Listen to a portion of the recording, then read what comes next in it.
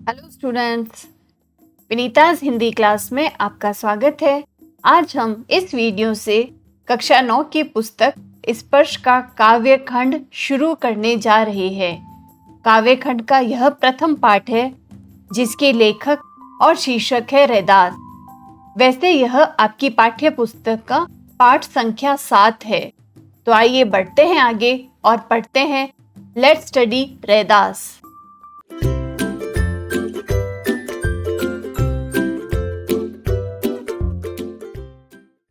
सबसे पहले हम पढ़ते हैं रैदास जी का जीवन परिचय।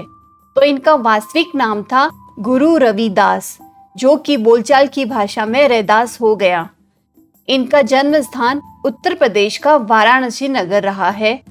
जन्म 1388 और मृत्यु 1518 को हुई थी।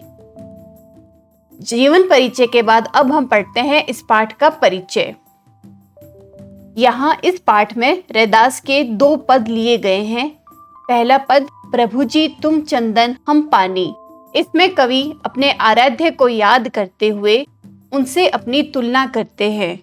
और दूसरे पद में भगवान की अपार उदारता, कृपा और उनके समदर्शी स्वभाव का वर्णन करते हैं।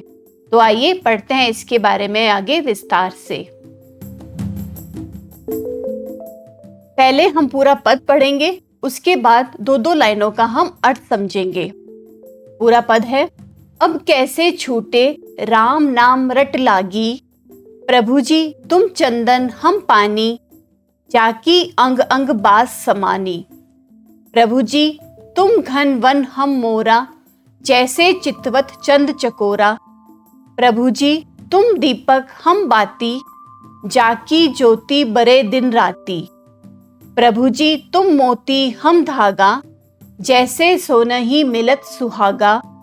प्रभु जी तुम स्वामी हम दासा, ऐसी भक्ति करे रैदासा। अब पढ़ते हैं 2-2 लाइनों में विस्तार से। अब कैसे छूटे राम नाम रट लागी, प्रभु जी तुम चंदन हम पानी, जाकी अंग अंग बास समानी।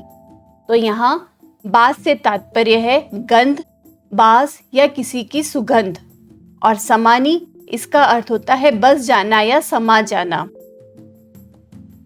यहाँ कवि इन पंक्तियों के माध्यम से अपने ईश्वर को संबोधित करते हुए कहते हैं कि हे प्रभु, अब कैसे छूटे, मेरे मन में जो आपके नाम रटने की लत लग गई है वह अब कैसे छूटेगी, वह कैसे छूट सकती है, क्योंकि अब मैं आपका परम भक्त हो गया हूँ। प्रभु जी तुम चंदन हम पानी, जाकी अंग अंग बास समानी। यहाँ रैदास जी आगे कहते हैं कि प्रभु आप यदि चंदन हैं तो हम पानी के समान हैं। जिस तरह से चंदन के संपर्क में रहने से पानी में उसकी सुगंध फैल जाती है, उसी प्रकार मेरे तन मन में आपके प्रेम की सुगंध व्याप्त हो गई है, फैल गई है। आगे कहते हैं प्रभु जी तुम घन वन हम मोरा, जैसे चितवत चंद चकोरा। तो यहाँ रैदास जी कहते हैं हे प्रभु, अगर आप आकाश में छाए काले बादल के समान हो। घन से तात्पर्य होता है बादल और मोरा होता है मोर। तो आप आकाश में छाए अगर काले बादल हो तो हम जंगल में नाचने वाले मोर हैं। जैसे बरसात में बादलों को देखकर मोर खुशी से नाच उठता है कि आहा बादल आ गए, उसी प्रकार मैं आपके दर्शन को पाकर खुशी से मुग्ध हो रहा हूँ, खुश हो रहा हूँ। जैसे चितवत चंद चकोरा। तो यहाँ चकोर एक पक्षी होता है जिसे कि चंद्रमा से अत्यधिक प्रेम होता है। वह चंद्रमा तक उड़कर जा तो नहीं सकता, लेकिन वह पृथ्वी से ही चंद्रमा को लगातार निहारता रहता है। तो यहाँ लेखक अपनी तुलना उस चकोर पक्षी से कर रहे हैं। कहते हैं कि जैसे चकोर पक्षी सदा चंद्रमा की ओर ताकता रहता है, उसे देखता रहता है, उसी भांति मैं भी सदा आपके प्रेम को पाने के लिए तरसता रहता हूँ, आपको निहारता रहता हूँ। आगे कहते हैं, प्रभु जी तुम दीपक हम बाती, जाकी ज्योति बरे दिन राती। तो यहाँ दीपक होता है दिया जो हम मंदिरों में जलाते हैं, और बाती होती है उसकी वह बत्ती जिसकी वजह से दीपक जलता है। ज्योति से तात्पर्य ज्योति और बरे यानी कि जलना। वैसे कठिन शब्द आपकी सुविधा के लिए हमने नीचे दे रखे हैं, इसे आप और अच्छे से पढ़ के समझ ले। तो यहाँ कहता है लेखक कि प्रभु जी आप दीपक हो और हम बाती या वह बत्ती है। जाकी ज्योति बरे दिन राती, जो ज्योति दिन भर आपके प्रेम में, आपकी भक्ति में जले जाती है। प्रभु जी तुम मोती हम धागा, जैसे सोने ही मिलत सुहागा। तो आगे कवि भगवान से या अपने ईश्वर से कहता है कि हे प्रभु आप मोती हो, आप अनमोल हो, स्वच्छ हो, निर्मल हो, और मैं तो उसमें एक साधारण सा पिरोया हुआ धागा मात्र हूँ। धागे की कोई वैल्यू नहीं होती, इतनी कीमत नहीं होती जितनी कीमत उस मोती की होती है। पर उसी मोती को अगर आप धागे में पिरो देंगे तो धागा भी मूल्यवान हो जाएगा। उसी तरह मैं भी आपसे जुड़कर मूल्यवान हो जाऊंगा। आगे बताते हैं लेखक, जैसे सोने ही मिलत सुहागा, आपका और मेरा मिलन सोने और सुहागे के मिलन के समान पवित्र है। सुहागा होता है बच्चों सोने को शुद्ध करने के लिए या प्रयोग में लाने के लिए एक क्षार द्रव्य होता है, जिसके प्रयोग से सोना शुद्ध हो जाता है। उसी तरह मैं भी भक्ति में आपके आकर आपके संपर्क से शुद्ध हो जाता हूँ। आगे लेखक कहते हैं, प्रभु जी तुम स्वामी हम दासा, ऐसी भक्ति करे रैदासा। हे प्रभु आप स्वामी हो और हम आपके दास हैं, हम आपके नौकर हैं। तो रैदास इस तरह की भक्ति करते हैं, दास स्वभाव की भक्ति कर रहे हैं यहाँ रैदास कवि। तो यह था आपका पहला पद। ये पद यहाँ संपूर्ण होता है। अब बढ़ते हैं आगे अगले पद की तरफ। दूसरा पद है, ऐसी लाल तुझ बिन कौन करे, गरीब निवाजू गुसैया, मेरा माथे छत्रु धरे। जाकी छोटी जगत कौन लागे, तापर तू ही ढरे। नीचहु ऊंच करे मेरा गोविंदु, काहू ते न डरे। नाम देव कबीरु त्रिलोचनु, सदना सैनु तरे। कही रविदासु सुनहु रे संतहु, हरिजिहु ते सभे सरे।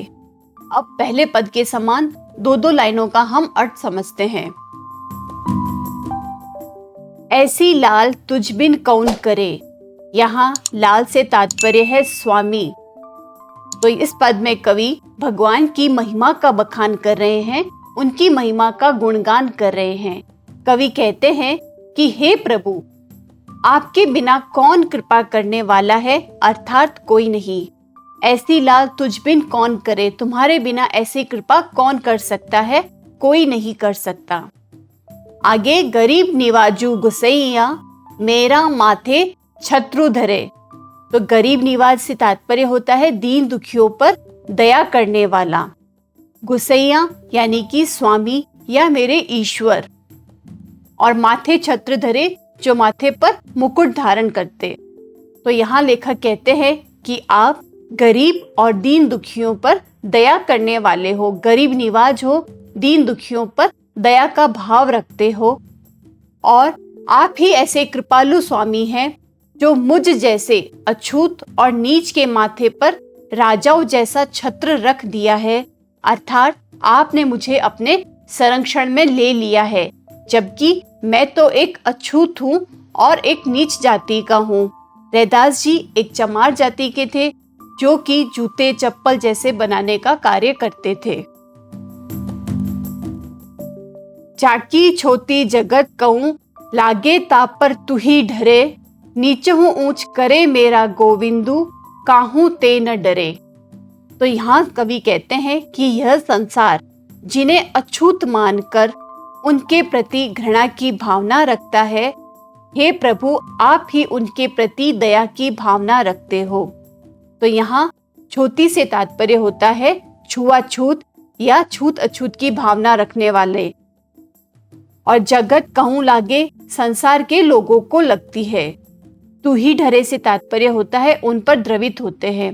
तो ईश्वर जिसे संसार अछूत मानता है उनको ईश्वर घृणा की भावना से नहीं देखता है। उनके लिए तो सभी लोग समान रूप से हैं और भगवान उनके प्रति दया की भावना रखते हैं। नीचे हूँ ऊंच करे मेरा गोविंदु, काहू ते न डरे। प्रभु अपने भक्तों में भेदभाव नहीं करते। हे प्रभु, आप ही उनके प्रति दया की भावना रखकर संसार में ऊंचा स्थान दिलाते हो। गोविंद काहू ते न डरे, आप किसी से भी डरते नहीं हो और आप अब सदैव अपने भक्तों को समान दृष्टि से देखते हो। नामदेव कबीरु त्रिलोचनु, सदना सैनु तरे। कही रविदास सुनहु रे संत हो, हरिजी हूं ते सभे सरे। प्रभु के इसी गुण की वजह से, कौन सा गुण? सभी को समान रूप से देखने वाला गुण। इसी गुण की वजह से नामदेव, जो कि एक महाराष्ट्रियन कवि थे, यह एक प्रसिद्ध संत थे। इन्होंने मराठी और हिंदी दोनों भाषाओं में रचना की है। कबीर, जो कि एक जुलाहा थे। जुलाहा होता है कपड़े वगैरह सिलने वाला जो काम करता है। यह 15वीं सदी के भारतीय रहस्यवादी कवि और संत थे। और सदना, जो कि एक कसाई थे। कसाई के साथ साथ ये एक उच्च कोटि के संत थे जो नामदेव के समकालीन माने जाते हैं। और सैन, जो कि एक नाई थे। यह एक प्रसिद्ध संत है और आदि गुरु ग्रंथ साहब में संग्रहित पद के आधार पर इन्हें रामानंद का समकालीन माना जाता है। और त्रिलोचन, जो कि एक वैष्णव आचार्य थे और ज्ञानदेव और नामदेव के गुरु थे। तो यह सब वैसे तो निम्न जाति के थे, परंतु भगवान की कृपा से अछूत कहे जाने वाले व्यक्तियों को इतनी ख्याति प्राप्त हुई। प्रभु की कृपा से ही उन्होंने इस संसार रूपी सागर को पार कर लिया। अगली पंक्ति में कहते हैं, कहे रविदास सुनौ रे संतो, हरिजी हूं ते सभे सरे। तो रैदास के पद की इन अंतिम पंक्तियों में कवि संतों से कह रहे हैं कि हरि यानी कि प्रभु की महिमा अपरंपार है। वह कुछ भी कर सकते हैं, उनके कारण सब कुछ संभव हो जाता है।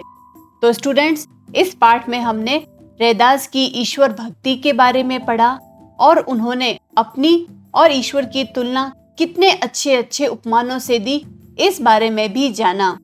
अगले वीडियो में हम इसके प्रश्नोत्तर करेंगे।